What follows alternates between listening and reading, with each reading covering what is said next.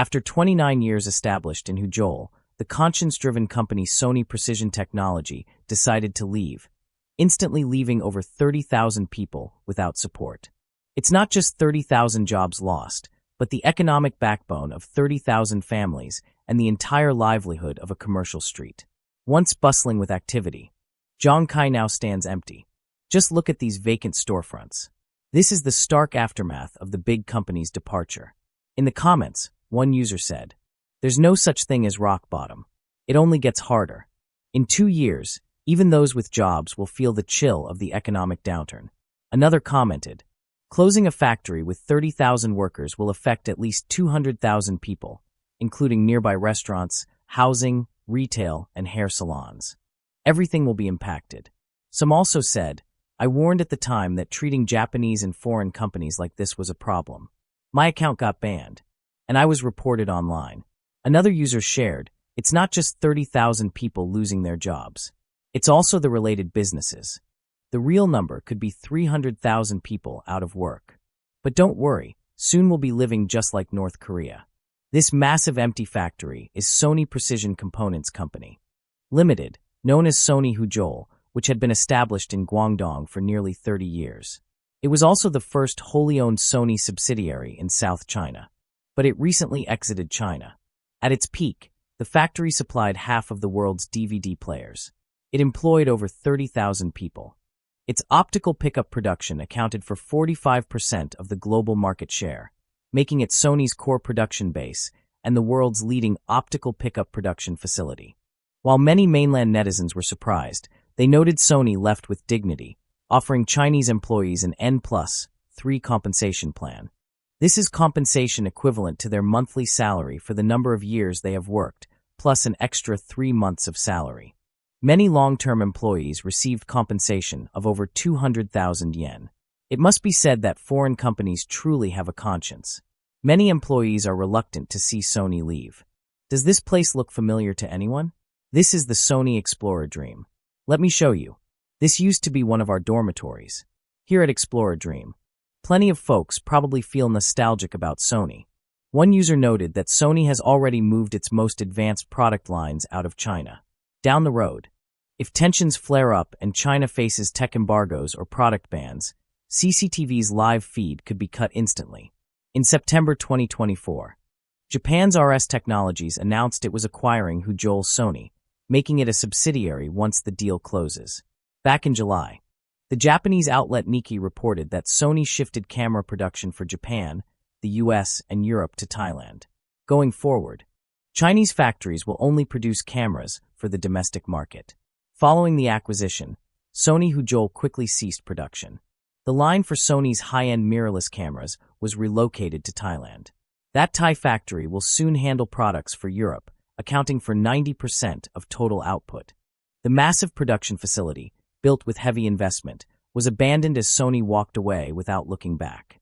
So, why was Sony's exit so decisive? The answer is straightforward. It might sound harsh, but Sony possesses the world's most irreplaceable tech, while China offers labor that is relatively easy to replace. Right now, nearly all smartphones costing over 2,000 yen feature Sony's COS image sensors. Even if a camera sports a Zeiss or Leica logo, that's just the glass on the lens. The core components defining image quality, night shots, HDR, dynamic range, focus speed, and processing efficiency are 80 to 90% sourced from Sony. Sony, Samsung, and OmniVision control 62% of the global COS market, with Sony holding over a 50% share via high-performance gear. Even though China makes up 41% of global market demand, 90% of high-end sensors rely on imports.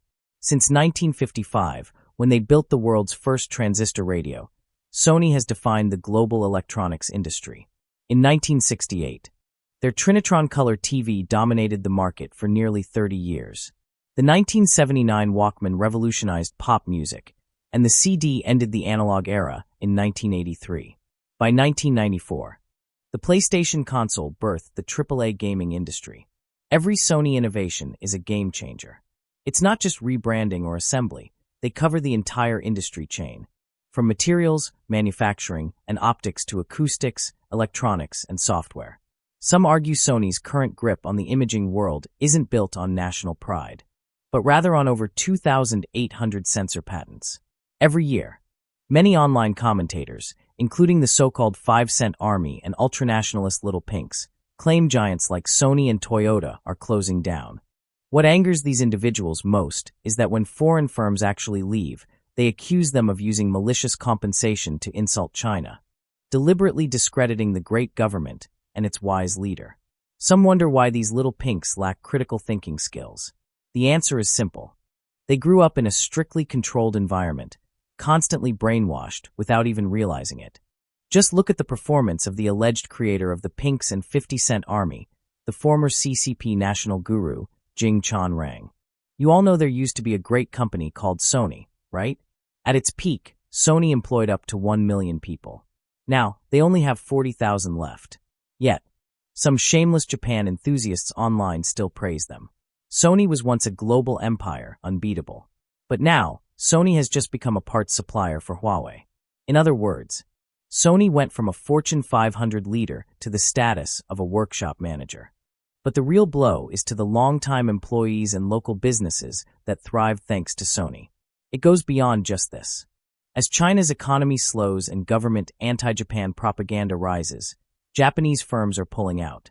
In August, Sony's Xperia mobile business, once strong in the market, quietly ended its long journey in China without a formal goodbye. By early November, users noticed the Sony Xperia WeChat account was voluntarily deactivated, and the mobile section vanished from Sony China's official site. Product pages were inaccessible, and the official feed hadn't updated since March. Netizens commented that Japanese phones face intense competition and declining sales, making withdrawal inevitable. Others noted that while they liked the products, Sony failed to adapt to local sales rhythms. Then, on November 21, 2025, Canon halted production lines at its most important printer manufacturing base in China, Canon Zhongshan Office Equipment Company, Limited. 3 days later, staff received official notice that operations would cease. For over 20 years, this factory was a fixture in the Pearl River Delta, offering secure jobs that have now disappeared. An announcement from Canon Zhongshan on November 24 cited drastic market changes, with the laser printer sector shrinking while domestic Chinese brands rise rapidly. Despite adjustment efforts, they faced operational struggles and couldn't turn the situation around. After careful thought, headquarters made the tough call to halt production on the 21st. Canon expressed regret, acknowledging the significant impact on employees' lives. They promised to handle matters properly and fully protect legal rights, even offering solutions better than the legal minimum. Canon Zhongshan, established in 2001 in Guangdong, was a wholly owned subsidiary of Japan's Canon Incorporated. The factory mainly produced color and black and white laser printers. By April 2022, they had made over 110 million units. On October 20th, beverage giant Yakult announced restructuring in its Guangzhou operations, shutting down its first factory there. This follows the closure of their Shanghai factory last year, the second closure in under a year. That first Guangzhou plant began in June 2002. Last December, Yakult closed the Shanghai plant. Then this July, Mitsubishi Motors fully exited China, stopping car sales and ceasing its engine business with Shenyang Mitsubishi Aerospace. It marks another Japanese automaker's total withdrawal, following Suzuki. So, how do ordinary citizens feel about the government's anti-Japan rhetoric and the mass exodus of Japanese firms? On December 6th, popular chain Sushiro opened 2 new Shanghai spots, Global Harbor and Zhongshan Park Longmen. The launch drew massive crowds, with around 700 groups waiting for tables. Reports say wait times hit 10 hours, with reservations booked a month out. One man said his favorite dish, the tuna belly, was delicious, explaining the boom. A university student at Global Harbor said she ignores politics. She had tried Sushiro in Japan and specifically chose to visit on opening day. Sushiro entered China in 2021 in Guangzhou, expanding to Beijing and Huizhou for a total of 71 locations. These openings in Shanghai drew attention because they coincide with a highly sensitive period, with Sino-Japanese tensions peaking. The 10-hour wait by residents seems like a direct response to the government's hostility, effectively defying the Chinese Communist Party. In another video, Scenes appeared that deeply shocked authorities. It shows a Japanese woman lost in Nanjing, awkwardly asking passers-by for directions. Two women warmly pointed the way. Nervous, the Japanese woman asked if people would dislike her for her nationality. They reassured her, no, most people are kind-hearted. She then asked an elderly man. He replied, no, it doesn't matter in daily life. The government doesn't represent us as individuals. Later, asking a vendor for Shunwu Lake, he directed her. When she expressed surprise, the elderly man responded, I don't dislike Japanese people. You're honest. Japanese people are good. I won't say more, but I think you understand. Deeply moved, she thanked him repeatedly. She asked others, and all were friendly. The most thought-provoking moment came when the two women quietly reminded each other. Don't say this around children. They know kids, brainwashed in school, might cause trouble. In the comments, some asked if it was staged. One user replied it didn't matter. The reactions were real. Another wrote, the little pinks went crazy, and the 5-cent army froze. Trolls tried to cover it up because it contradicts the party leader.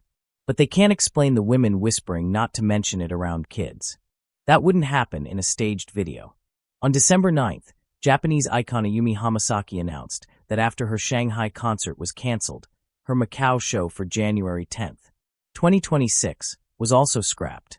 Hamasaki posted a statement expressing regret. She apologized for not completing her Asia tour and acknowledged the disappointment felt by her team and fans. She promised future opportunities to meet. For ticket holders, her team is offering priority access to her planned 2026 arena tour. She added, I don't want your disappointment to go in vain, and we will do our best. Previously, her Shanghai concert on November 29th was canceled a day prior due to force majeure, believed to be government action. Unexpectedly, Hamasaki performed the full show in an empty venue, from the first song to the encore. She later posted, after the request, we performed without an audience before leaving. This empty concert caused a huge stir online. One user, clearly not a fan before, remarked, I didn't know who Ayumi Hamasaki was, but she just became my idol. Not for her songs, skills, or beauty, but because she used grace to slap absurdity in the face. In the recent diplomatic crisis, Japan's response has been praised. Germany's Handelsblatt published an article noting that after the Japanese PM's comments on Taiwan, Beijing launched fierce attacks. Yet, Japan remained calm, having started reducing dependency on China a decade ago. The article states Berlin is analyzing Japan's strategy. Analysts suggest success lies in Japan's firm decision to decouple manufacturing, cutting reliance on Chinese supply chains. Japan also overcame the fear of retaliation, confronting Beijing with reciprocal measures. This is the only language an authoritarian government understands. When the lights went out at the Huizhou factory, it wasn't Sony that was lost, but the chance to stay connected to the world's highest manufacturing standards. In the future, more high-end manufacturers like Sony and Panasonic will leave. For them, China is no longer cost-effective. Made in China isn't the global factory it once was. It is rapidly losing its edge, vitality, and most importantly, the world's trust.